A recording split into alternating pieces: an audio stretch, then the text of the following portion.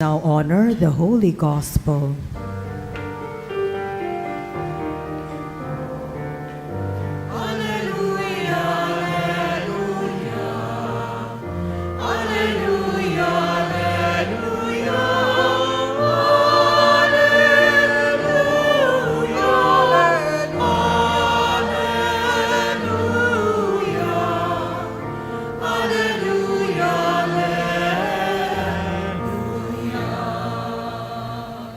Altogether, go and teach all nations, says the Lord. I am with you always until the end of the world.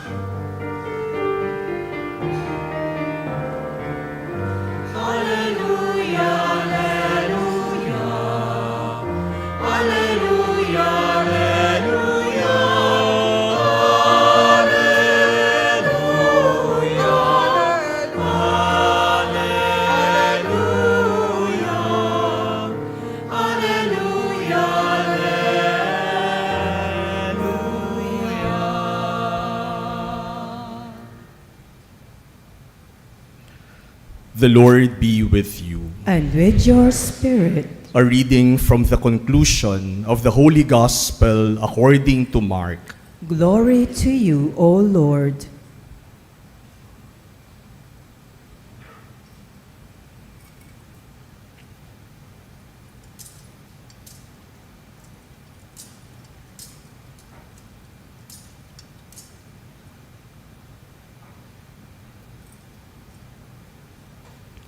Jesus said to his disciples, "Go into the whole world and proclaim the gospel to every creature. Whoever believes and is baptized will be saved. Whoever does not believe will be condemned. These signs will accompany those who believe. In my name they will drive out demons. They will speak new languages. They will pick up serpents with their hands, and if they drink any deadly thing, it will not harm them. They will lay hands on the sick, and they will recover." So then the Lord Jesus, after he spoke to them, was taken up into heaven and took his seat at the right hand of God.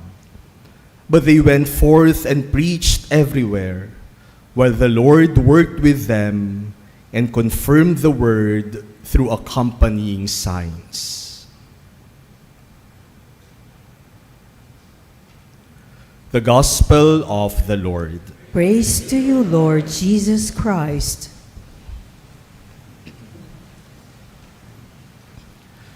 My dear brothers and sisters, the ascension of our Lord Jesus, which we celebrate this Sunday, means several things.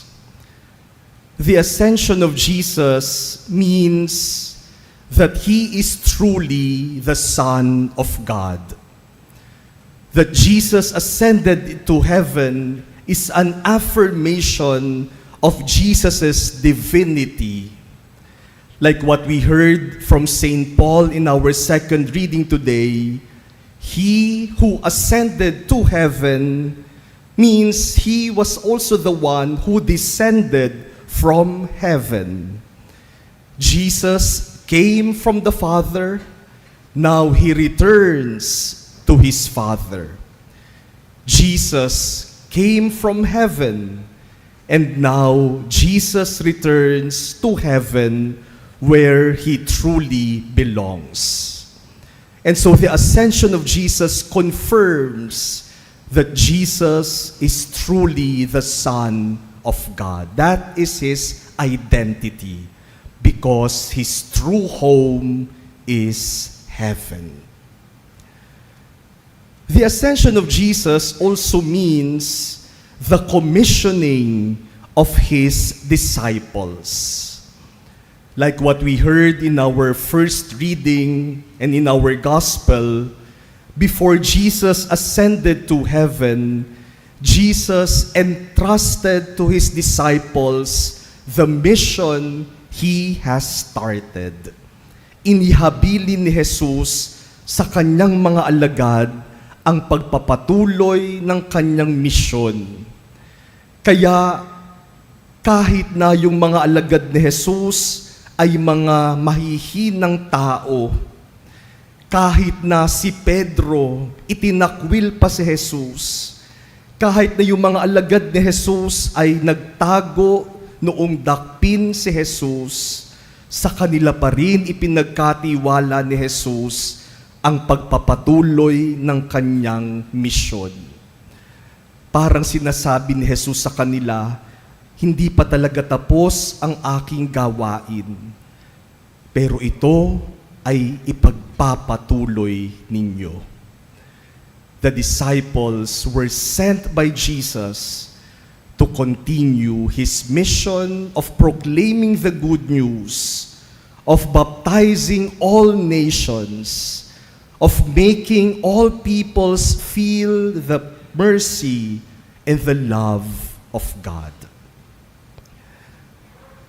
But my dear brothers and sisters, if there is one significance of the ascension of Jesus that is very striking to me, is the fact that when Jesus ascended to heaven, He shows His disciples and all of us that there is always a time to go. There is always a time to leave. There is always a time to vanish. There is a time for coming, but there is also a time for leaving. May panahon na dumarating, pero may panahon din ng paglisan at pag-alis. I'm sure the disciples wanted Jesus to stay longer with them.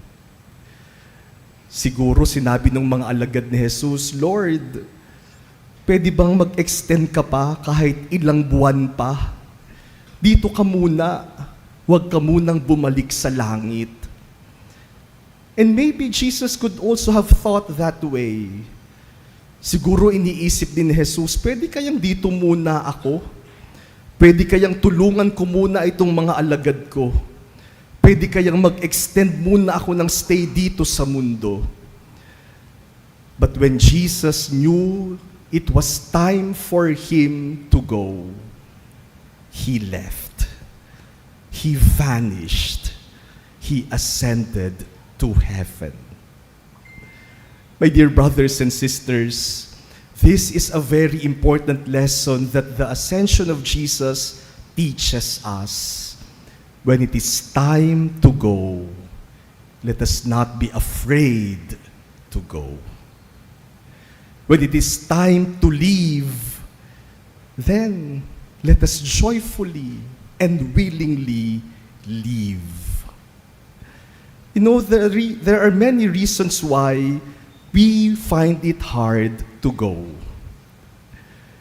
One possible reason is because we lack trust. We do not trust other people enough. Kulang sa pagtitiwala.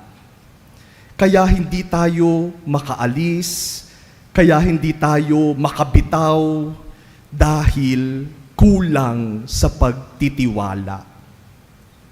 Marami po sa inyo dito ay mga magulang. May mga magulang na kahit na matanda na ang kanilang mga anak, yung anak nila may apo na, pero gwardyado pa nila. They do not live the lives of their children. Hindi naman sa papabayaan, hindi naman sa walang pakialam, pero darating ang panahon bilang mga magulang, nahahayaan natin yung ating mga anak na tumayo sa sarili nilang mga paa. O minsan may mga anak din, may apo na, pero ayaw pang bumitaw sa palda ng kanilang nanay.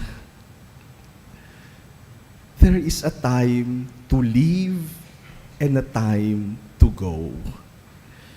Minsan po may nagsabi sa aking isang magulang, sabi niya, hindi ako natatakot na pabayaan yung anak ko. May edad na naman. Kasi ako naman ang nagpalaki dyan. Kilala ko yan. Alam niyang kaya niyang tumayo sa sarili niyang paa at alam kong hindi siya magloloko sa buhay. Kailangan ng tiwala para matuto tayong magparaya. Today is Mother's Day, and we greet all mothers here on your special day. Alam po namin bilang mga nanay, isa sa mga pagpapahayag ng inyong pagmamahal ay yung inyong pagtingin, pagbabantay at pagkalinga sa aming inyong mga anak.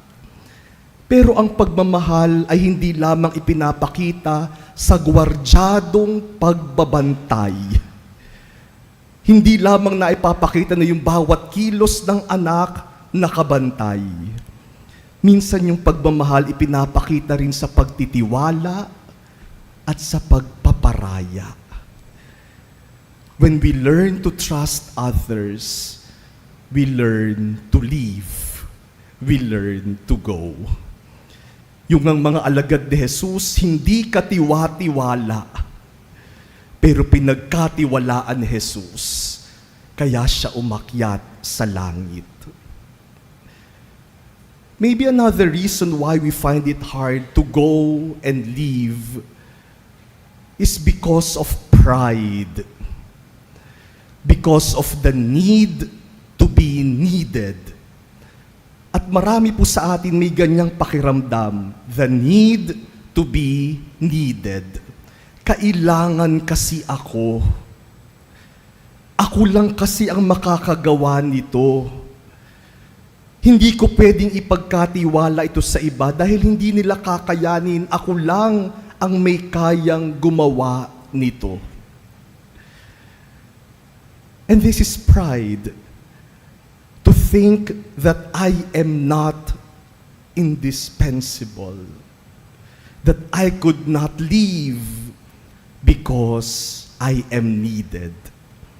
O ilang mga taong nakaposisyon, may pwesto, may kapangyarihan, ang hindi maiwan-iwanan ang posisyon, ang kapangyarihan, dahil ako ang kailangang nandyan. Walang ibang makakagawa niyan kundi ako. Ayaw mag-retire. Kasi ako lang ang makagagawa nito. Kahit na po sa simbahan, ganyan.